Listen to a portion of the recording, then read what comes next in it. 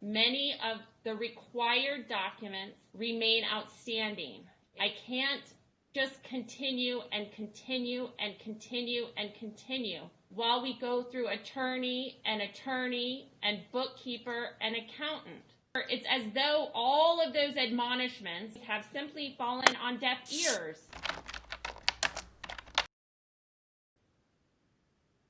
This is a matter of the guardianship of Garrett Dosch, 99G020357. I'm Judge Linda Marquis by myself in the courtroom. We have several people on the line. First, I see that we have our Nevada judges on the line. We have Rick Black, who's identified himself as a family friend, on the line. Mr. Berchtold, your appearance for the record. Good afternoon, Your Honor. Jim Berchtold, Legal Aid Center of Southern Nevada, bar number 5874, appearing on behalf of Garrett Dosch. Ms. Brickfield, your appearance for the record. Good afternoon, Your Honor. Elizabeth Brickfield, 6236, guardian ad litem for Garrett Dosch. Mr. Willick and Ms. Cole, we'll start with Mr. Willick, your appearance for the record. Good morning. Afternoon, Your Honor. Marshal Willick, 2515, for guardian Edith Rain Dosch. And Ms. Cole? Good afternoon, Lori and Cole, bar number 11912 for Edith Rain Dosch. You also have your paralegal from your firm on the line. Also on the line is Ms. Dosch, the guardian. Ms. Goldsmith, yes. Your appearance for the record. Good afternoon, Your Honor. Dara Goldsmith, bar number 4270, on behalf of Travis and Melodie Dosch. If I missed identifying anyone else who's on the call, would you please identify yourself now? Okay, I believe that I've got everybody. This is set for status check. I see that a few things were filed. The care plan and amended inventory memorandum in anticipation for today. Some of those things were filed just recently. Mr. Berchtold, I'm going to start with you. Have you had an opportunity to review those items? I have, Your Honor, yes. All right. Do you have any concerns today or anything you'd like to put on the record? Actually, no concerns at all. I will say that for the first time in the 3 years that I have been involved in this very tortured case, this is the first time I actually feel optimistic about where we're headed.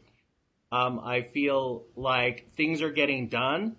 The case is moving forward, and I'm very pleased at the global approach that the Guardian's attorneys seem to be taking. My only regret is that it didn't happen 3 attorneys ago. So I have no objections to anything that's happening, Your Honor. Mr. Berchtold, it appears we're still missing some accountings. They're requesting additional time. Because we have so many people, I'm going to take it person by person. Mr. Berchtold, I'm concerned because, as you indicated, we've had 3 attorneys for the Guardian in less than a year since I've been assigned this case. What's your request in reference to the accounting that's well overdue and missing? So I have no objection to the request for additional time, Your Honor, because I can see some progress.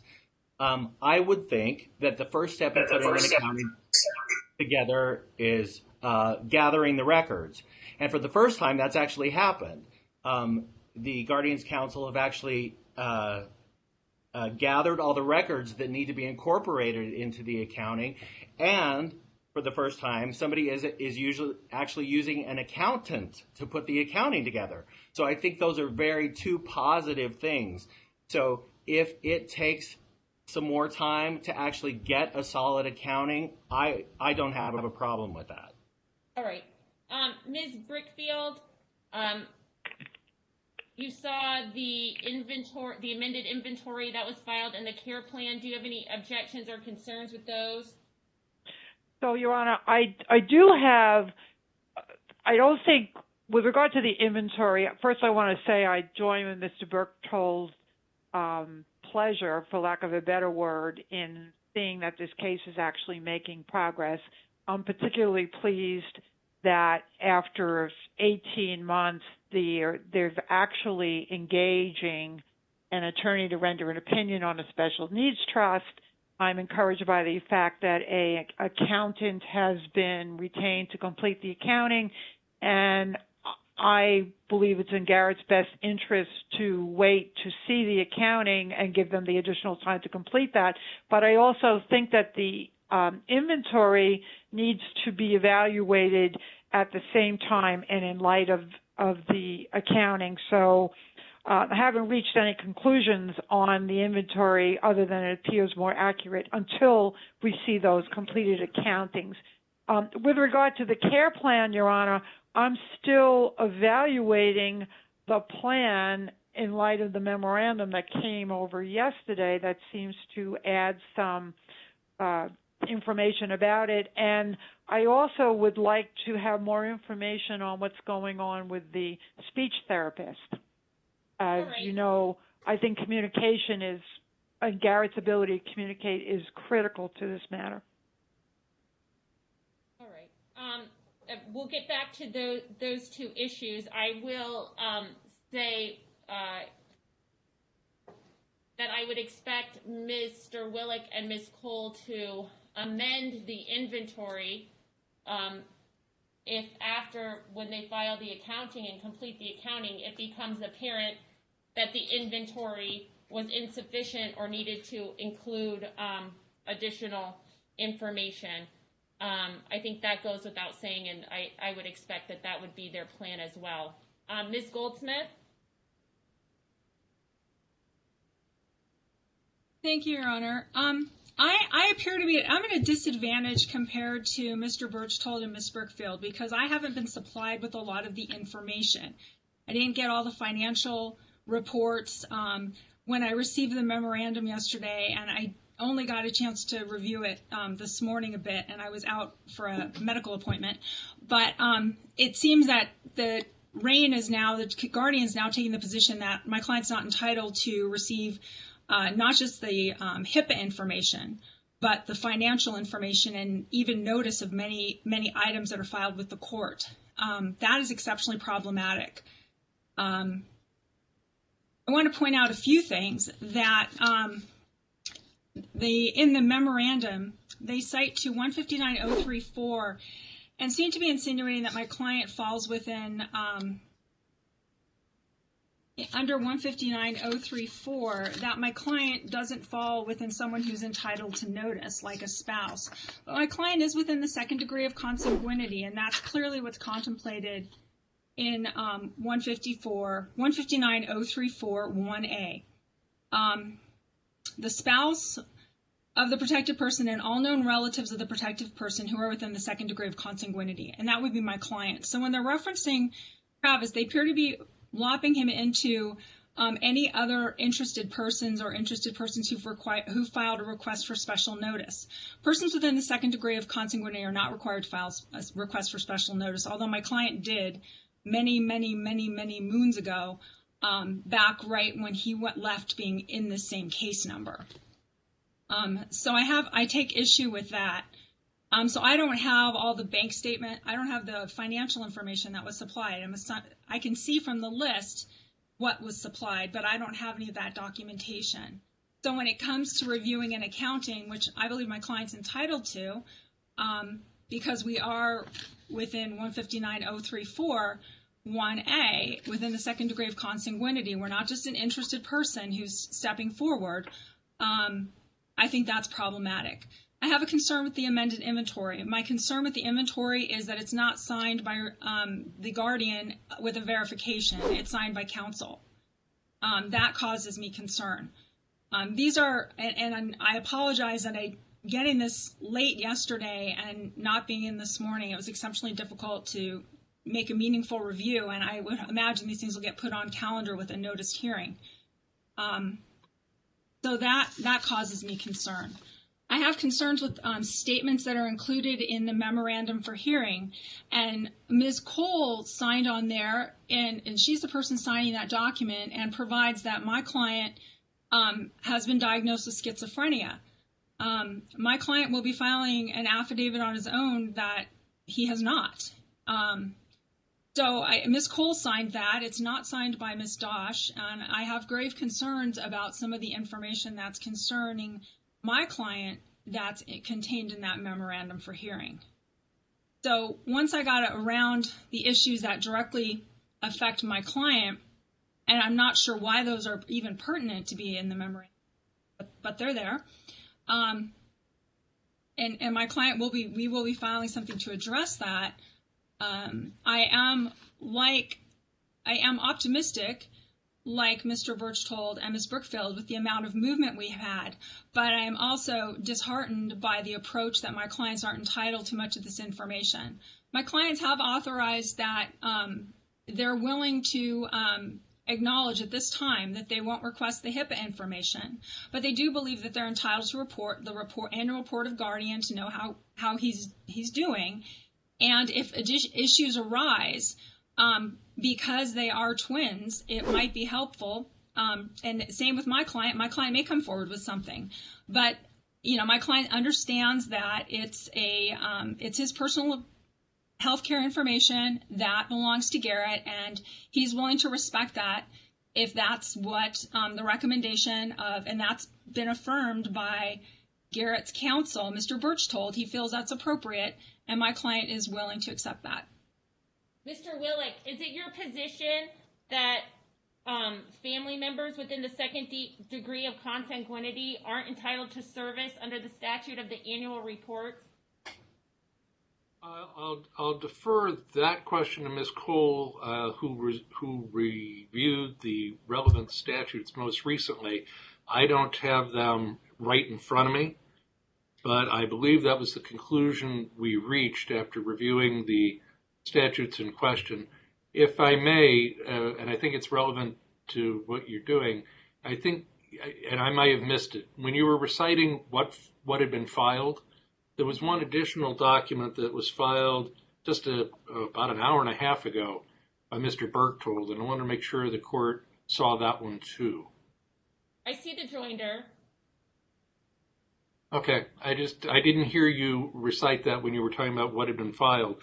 Well, I think there's a distinction between medical records and the report of Guardian.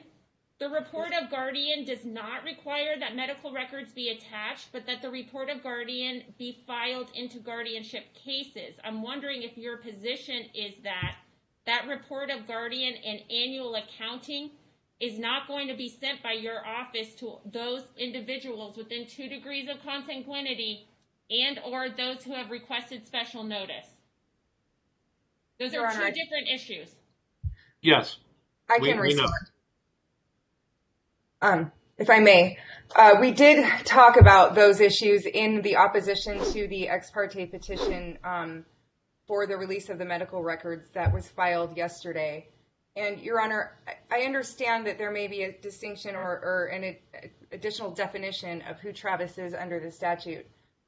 He has actually referred to himself as an interested party on multiple occasions, which is why I included not only what relatives are entitled notice to under the statute, but also what interested parties are entitled to, because an interested party may have even less rights to notice than a relative, as Ms. Goldsmith argued. But as you look to the statute itself, it's very specific as to who gets notice of what things. And the report of Guardian has its own section, and it talks about notice, and the notice that the notice provision states that the attorney for the protected person and the protected person gets notice. It doesn't say anyone else receives notice. And I'm trying to strictly comply with the statute because from my understanding in the past, people have been playing it very loose, and I am trying to protect my client and Garrett and stick to what the law provides. So unless the court directs us otherwise, our position is that we are going to take a strict view of the statute and provide notice to those who are entitled to it under each item that we file. I appreciate the stipulation that we are not releasing any of the HIPAA-protected records for the protected person. I think that's an appropriate response by Ms. Goldsmith. I didn't see anything in the statute, and I read every single line that entitled an interested party or even a relative within the second degree of consanguinity with the right to inspect HIPAA-protected records. I also, for that matter, did not see any right for those parties to inspect any of the other items that I listed in my opposition that an interested party would not have the right to inspect. So just because 034 has a definition, and this is, by the way, the provision that talks about notice of the initial petition for the guardianship itself. So when you file the petition, you are required to serve certain people. And subsection 034, subsection A, talks about how a spouse or a relative within second degree of consanguinity is entitled to notice of that petition. That's the entire scope of that section. The remainder of the documents filed in a guardianship are subject to the other sections of the statute. And as I just circling back to your question, as I stated before, the report is in its own section and it talks about who's entitled to notice, and the relatives within the second degree of consanguinity are not in that section. So again, I'm trying to comply with the law and do what it says it tells me to do unless the court directs otherwise, and that's our position. Ms. Goldsmith? Your Honor, I think that with regard to the receipts and the information, those statements, I can speak to that more specifically. And the reports of Guardian historically, I mean, they used to be filed individually. And I think there's a difference when they're talking about why the reported person must be served on the protected person. It's because the protected person oftentimes doesn't receive their own documents. It goes to their guardian. So it's being served upon them. It's not necessarily it's a document that's being filed in the court. And so a person within the second degree of consanguinity, and back in about 1995 or so, I think I filed a request for special, 2005, I filed a request for special notice in this case on behalf of my client. I can file one again, but the request for special notice would entitles the person of the second degree of consanguinity or spouse to receive documents, and that includes reports. That's why you put that in that information. Notice, when they're talking about notices, it's normally referring to notices of hearing. And it's interesting, with the information, when you look at the accounting information on the contents of an account in 159-179, my client, as a person within the second degree of consanguinity, under 159-79, or an interested person can object and get receipts. Well, they can't. How can they do that if they don't get the accounting and they don't get the backup information? So the persons within the second degree of consanguinity are generally provided notice to the extent that they have the address of them or their counsel, are provided notice absent an order of the court. So here my clients are participating in the case, and my clients are entitled to receive notice of these things. They're entitled to receive the documents, are entitled to inspect. I wouldn't, because in 159-179-5, on the court's own motion or ex parte of an interested person, demonstrates good cause, the court may order the production of the receipts, support the account. Well, how can an interested person or a family member do that if they're not given notice and given the accounting? So there's all sorts of things that should be provided, and I think that the Guardianship Task Force, the commission, of which both you and Ms. Brickfield were involved in, as well as Mr. Berchtold, it was for transparency. And transparency is providing this type of information. I agree it's not, I'm willing to, I've already given up, and we're not going to press the HIPAA issue. My client just wants to be able to see that he's very excited that his brother's getting a communication board. These are all wonderful things. But with regard to all these other things, there should be transparency. My clients are entitled to notice. The annual report is not put on, it's filed with the court and generally sent in the mail. If someone has an objection, then they can file a petition or they can seek additional information. It's not a noticed hearing on an annual report of person, unless the individual links it to their accounting and report of the guardian of the estate, which has to go before the court for approval.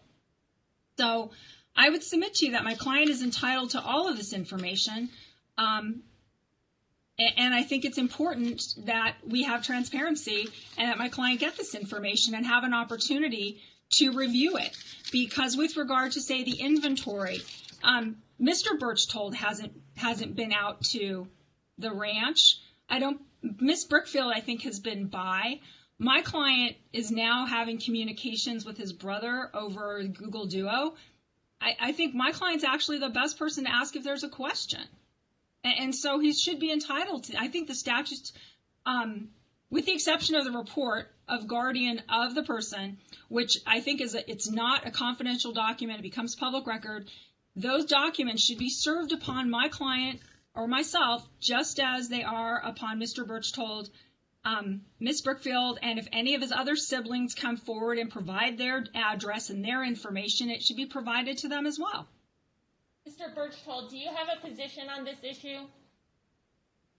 Well, so, Your Honor, I think the issue is largely resolved by the fact that Ms. Goldsmith has submitted a request for notice in the case.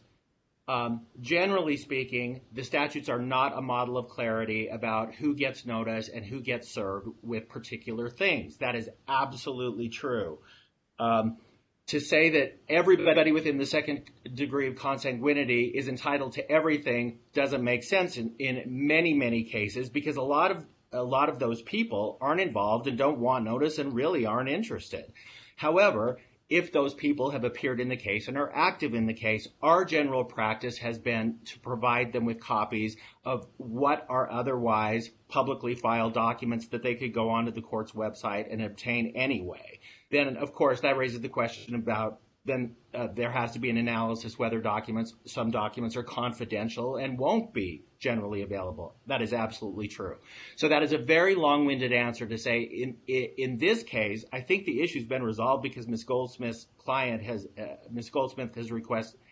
filed a request for notice in the case. I think that it's appropriate. And Your Honor, I apologize if I may. This was just filed yesterday. I mean, this was a surprise to me. It's not briefed. It's just something that I was like, holy cow, I thought we were just talking about medical records, and okay, I was surprised. Let me issue a ruling on that just briefly. And I think that it's appropriate, based on the history of this case, the statutory structure, the filing of the notice of request for special notice, that Ms. Goldsmith's client, the protected person's twin brother, who is within the second degree of consanguinity, and has filed request for special notice, be served with those public documents. That includes the annual report of guardian, and notice that that document is filed without a notice of hearing. I could put it on for hearing. Somebody could file a separate petition that might put it on for hearing. I might appoint an investigator and set up for hearing. There's some different ways that might get on calendar, but in the vast majority of cases, an annual report of guardian, there's no notice of hearing. So I'm going to require service on Ms. Goldsmith's client. The annual accounting, likewise, is filed each year and is noticed for hearing each year, requires special notice and special hearing, can be objected to, and is filed in the public domain. And so that document also will be served each year upon the twin brother, Ms. Goldsmith's client, until or such time that they request that there be no service. Let me say that this is set for a status check. I wanted to briefly, yesterday when I was looking at the documents coming in, and I noted previously, as Mr. Berchtold noted, that there's been 3 lawyers for the guardian since August of last year.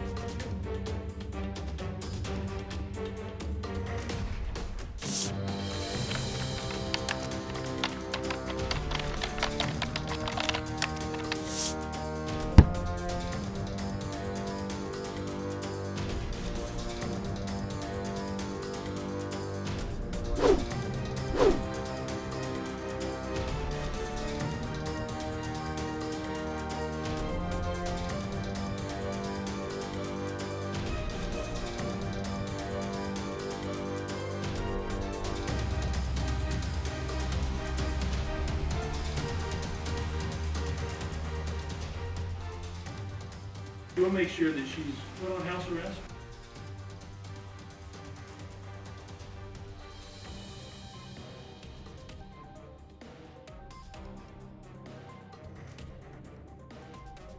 As you know, the Supreme Court has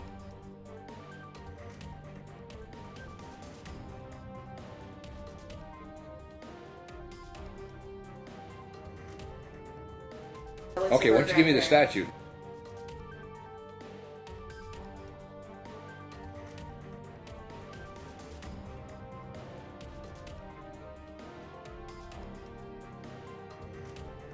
I'm not putting up with any of the crap here today.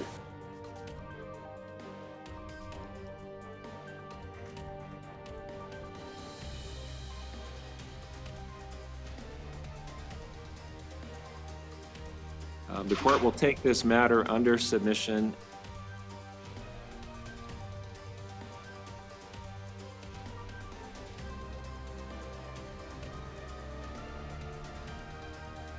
This is the time set for your hearing on custody.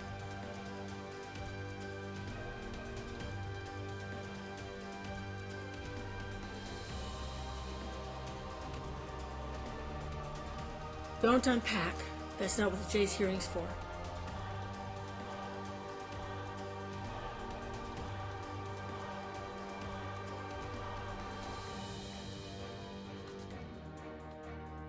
The likely result of that is you will be remanded into custody.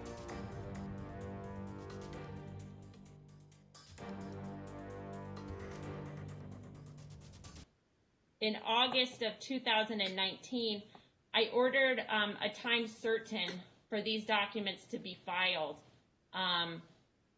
Ultimately, they were not filed. Mr. Biederman was counsel for the Guardian at that time. And it was Ms. Brickfield that asked that this matter be set on calendar over a year ago. Then in December, Mr. Hughes appeared on behalf of the Guardian, and I again sent another time certain for these long overdue documents to be filed. In January of this year, Mr. Hughes came back indicating that he had retained a bookkeeper and things were moving in the right direction, and we were all very hopeful. And at that time, there was excitement among the parties because we were moving forward. There was talk of global settlement and resolution. On March 25th, Mr. Hughes indicated that he needed to withdraw, that nothing had been filed. He was unable to complete those documents. I admonished the Guardian at that time and set yet another date certain and a time certain. On April 29th, Mr. Willick came in the case. We've had a couple of hearings since then, and I note again that counsel is positive. They're looking forward to the movement that has been made. Although I remain cautiously optimistic, I note that the accounting still has not been filed. It's not as though it is a year late. It's many years late. We had a bookkeeper before. So there's always 30 more days.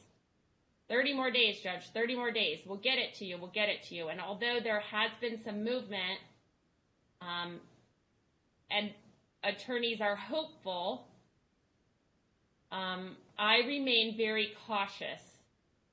At those initial hearings over a year ago, I indicated again that SB 20 allows me sua sponte to remove a guardian for good cause and replace a guardian who's not fulfilling their duty. I remain extraordinarily concerned in this case about the guardian's ability to act as a guardian. Many of the required documents remain outstanding. It is not an option. I can't just waive accountings. I can't just continue and continue and continue and continue while we go through attorney and bookkeeper and accountant. I have admonished the guardian on many occasions about her duty, not the duty of her attorney, not the duty of the bookkeeper, not the duty of the accountant, that it is her duty to file these documents and keep track of these accountings. I remain very, very concerned. Since the first hearings in this case, I have encouraged evaluations. I have championed and tried to impart upon everybody my concern for the protected person's ability to communicate and the allegations that he's lost that ability. Those really worry me. I am pleased that there is progress. However, it's as though all of those admonishments over the last 5 hearings have simply fallen on deaf ears, that I still don't have an accounting. And it worries me. This was on for yet another status check so I can continue to handhold and babysit to make sure that the guardian is doing what the minimum, what the statute requires. And so today was really just to see that it was filed, and I see that we're requesting additional time for the accounting. Now, I don't mean this to be an admonishment of Mr. Willick and Ms. Cole. I know that they are late to the game. I know that this is an overwhelming amount of work, as most guardianships are, quite frankly. And it is difficult when there's many attorneys that are involved in a case and then many attorneys who withdraw, and we still don't have the documents that we need. But it is not the attorney's responsibility to file these things. It's the guardian's responsibility. And so I'm just very concerned, and I appreciate that Mr. Berchtold and Ms. Brickfield want to give additional time to file this accounting. And I understand that they're asking for an additional 30 days to file those things. What I am going to do is set an evidentiary hearing in 90 days for appointment of successor guardian.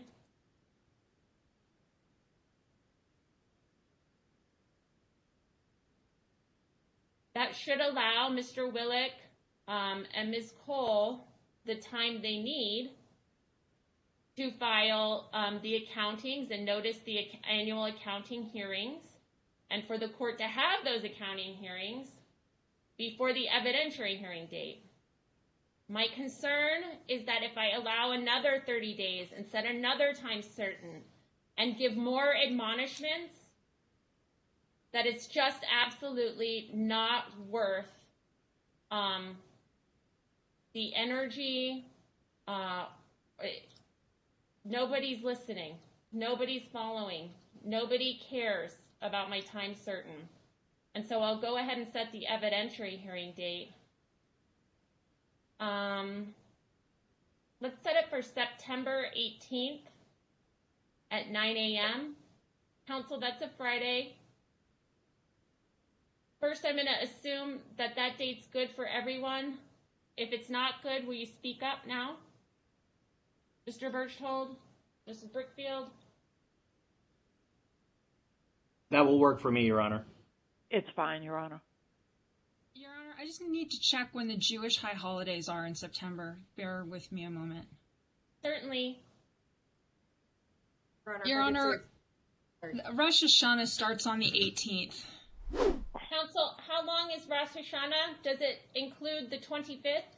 So Rosh Hashanah is the one we get to eat at. So no, it doesn't. I have to cook a meal. I have to cook dinner for a lot of people though. So the 25th is fine. All right, Mr. Berchtold, does the 25th work for you? Yes, Your Honor. Mr. Willick, September 25th work? We're open. All right, it'll be September 25th at 9 a.m. Your Honor, may I ask a question? Please, go ahead. First, I want to assure you that we're taking this very seriously, and I appreciate you mentioning that it has been an enormous amount of work, because it has. My question is, if the accounting is filed to the parties and the court satisfaction, is this evidentiary hearing still going forward? Well, I was looking back at my notes, and when I spoke, I believe it was the March 25th hearing, I indicated at that time that even if the documents themselves were filed, that in itself wouldn't be dispositive as to whether or not the evidentiary hearing is going forward. I am optimistic because of the nature of the inventory that was filed and the detailed nature of the care plan that was filed, that there may not be objections to those. I'm hopeful that if the accounting requires that you would file an amended inventory, and then there would be no objection to the inventory. So if those documents are filed and they're satisfactory and there's no remaining issues, then the evidentiary hearing would not go forward. My concern is that I need to keep your feet to the fire, and that I need to have a date on the calendar, because as I look back, it has been a year of Judge, it's coming. Judge, we're working on the accounting. Judge, it's a lot of documents. Judge, it's a lot of receipts. Judge, I hired a bookkeeper. I promise you it'll be done. There'll be no continuances. No, and I understand that, Ms. Cole, much of that was not you and Mr. Willick. However, that is the extraordinary history of this case. And right, I'm always... I understand. I appreciate and I recognize that. I do, in my mind about organizing these accountings, what I understand is there was an accounting done by Mr. Biederman, and we are amending that accounting to address objections, and then we are doing a second accounting. And then the third accounting is not quite right for filing because it would end sometime at the end of July of this year. So we are amending one that's already been done by one of Rain's former attorneys, and then we are filing one that Mr. Hughes was supposed to file but didn't file. That's what we're working on right now, so the court is apprised of what we believe the court is looking for. I understand. But assuming that I'm able to get this accounting filed, and let's say it does take the whole 30 days, and I'm hopeful that it won't, but if it does, I'm still going to... There may be objections, even if they are not well-founded objections, that would require a hearing at that point. But Ms. Cole, those objections are taken care of at that accounting hearing. Right, and so that's my question. I'm just trying to organize in my head how this would occur. So the accounting hearing would be sometime after I file the accounting, but long before the evidentiary hearing, so that we don't have to simultaneously prepare for a trial and waste the attorney's fees. Generally, you would file your annual accounting at the same time that you file your annual accounting. Right. The statute requires you to file notice and set it for accounting hearing. Our compliance office internally would review the accounting. Mr. Berchtold, Ms. Goldsmith, Ms. Brickfield would review the accounting. Anyone else could come to that hearing, anyone under the sun, and make an objection. The attorneys could file an objection, or they could make an oral objection. If it's something that I can resolve based on all of the paper in front of me on that day, a mathematical error, something that requires a simple amendment, I can take care of it on that day. If it's something more complex, or that requires the production of documents to me or to the accounting compliance officer, or it becomes apparent to me that I need to appoint an investigator to do a forensic examination of the accounting that's been filed, then that will take longer. Right. Okay. But I would expect to have the evidentiary hearing after I resolve any accounting issues. That's my question. Thank you for answering my question. Anyone else?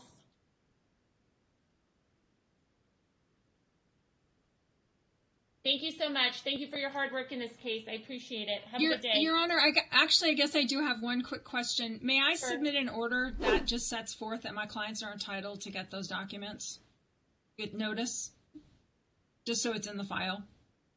I have no problem with you submitting that order. I would include in there the date that you filed your notice and request.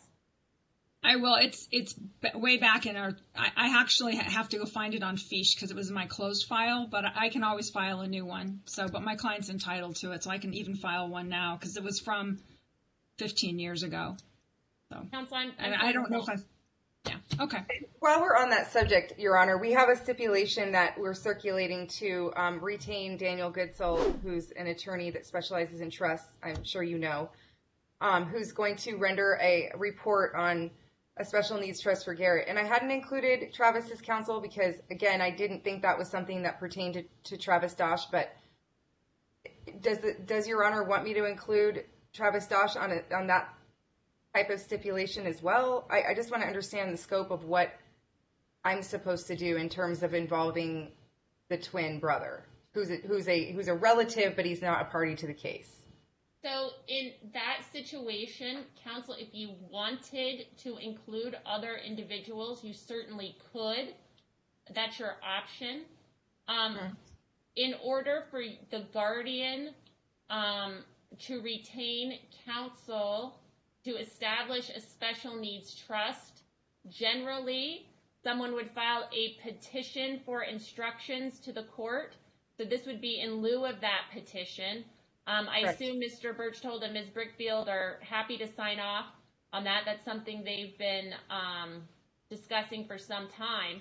I don't think Ms. Goldsmith would have any objection, but we could ask her today. Ms. Goldsmith? Your Honor, actually, I'm the first person who brought up the special needs trust for him. That's been very important for us all along. But as a person who could object to it because my client is entitled to notice, it probably would be prudent to keep my client involved in this. And my client probably, because that petition would have to be noticed to my client to employ counsel, I believe it's prudent to have my client sign off on that stipulation as well. And a caveat, I did get I got an email from Ms. Goldsmith saying she had no objection. So it wasn't a question, at least from our side, of whether anyone else objected. I was just looking at procedurally what the court wanted.